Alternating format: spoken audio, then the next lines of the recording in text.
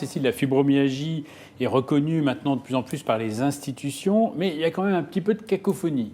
Oui, alors depuis 1992, en fait, l'Organisation mondiale de la santé reconnaît la fibromyalgie. Donc ça, c'est au niveau international. En France aussi, on a une reconnaissance un peu plus tardive, puisque c'est en 2007 qu'il y a eu un rapport de l'Académie nationale de médecine qui reconnaît la fibromyalgie comme un syndrome. Ensuite, on a eu un autre gros rapport très complet de la Haute Autorité de Santé en 2010, 3 ans plus tard. Et puis actuellement, on attend les conclusions d'une expertise scientifique de l'Institut national de la santé et de la recherche médicale. Alors c'est une expertise qui a démarré en 2013 et les résultats sont attendus pour mi-2018. Voilà. Alors, les résultats de ce rapport de l'INSERM devraient aboutir à des recommandations, à la fois pour la recherche fondamentale et pour la prise en charge clinique et thérapeutique. Donc c'est vrai que c'est un rapport qui est très très attendu par les associations de patients. À noter que cet été, l'assurance maladie a mis en ligne une fiche qui explique ce qu'est la fibromyalgie. Donc c'est quand même un signe que la reconnaissance avance.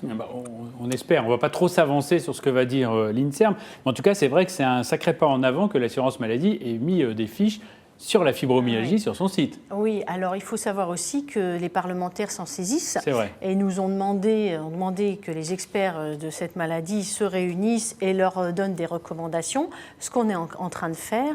Et puis il y a ce livre blanc de la douleur qui vient de sortir tout récemment, à viser vraiment des politiques pour qu'ils puissent un peu mieux voir l'épidémiologie de la douleur en France. C'est énorme, énormément, c'est pratiquement 30% des personnes qui souffrent de douleurs chroniques, donc c'est beaucoup, toutes pathologies confondues, j'entends. Et donc ce livre blanc de la douleur permet aussi de donner des pistes pour les politiques, notamment pour favoriser l'accès aux structures de prise en charge de la douleur, pour mieux former les médecins, pour mieux aider les personnes qui souffrent et leurs aidants aussi, par exemple. Oui.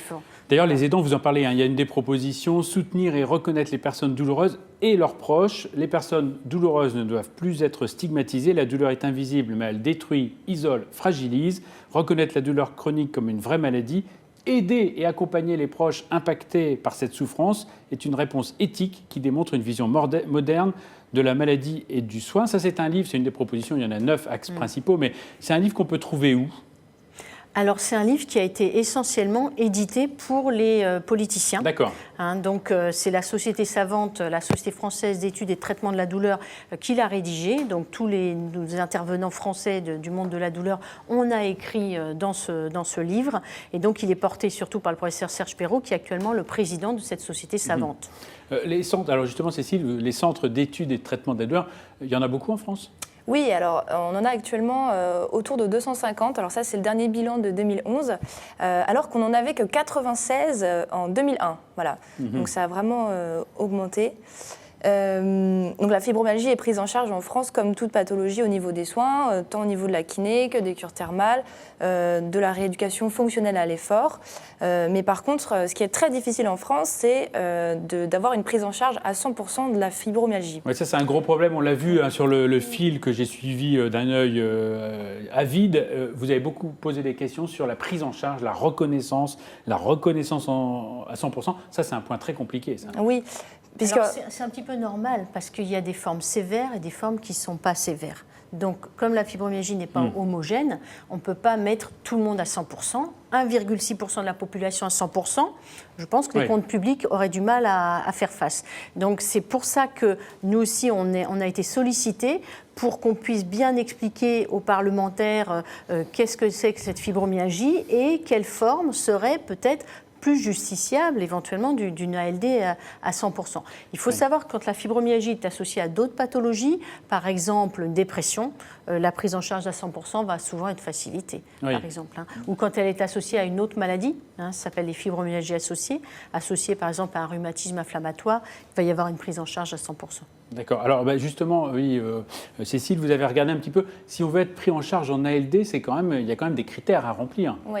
Alors ALD, ça veut dire affection longue durée. Donc on a une liste de 30 maladies en fait officielles et la fibromyalgie n'en fait pas partie. Pourquoi ? Parce qu'en fait, il y a des critères très exigeants qui ont été dictés par une circulaire de 2009.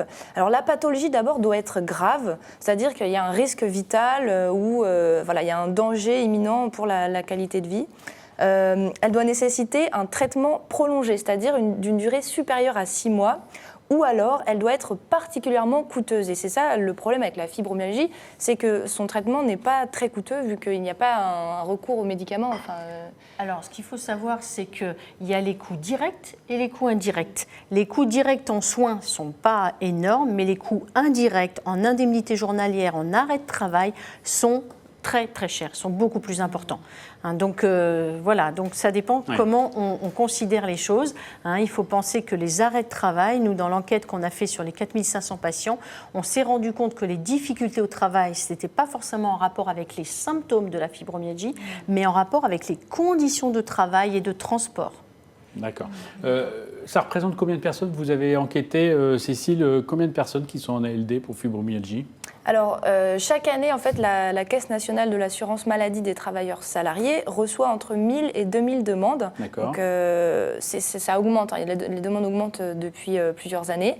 Et environ 500 se voient accorder le statut d'affection longue durée chaque année. Voilà. D'accord. Vous pensez que ça couvre les formes sévères de fibromyalgie ou non, on n'y est pas? Alors là, à la louche, hein. Non, parce que je crois que ce n'est pas que les chiffres qu'il faut analyser le détail des chiffres. C'est-à-dire qu'en fait, ça dépend aussi des caisses. Les médecins de caisse sont différents. Il y en a qui considèrent que la fibromyalgie, ça doit être pris à 100%, d'autres pas. Il y a une hétérogénéité. Et donc, je pense que c'est plutôt ça qu'il faut analyser.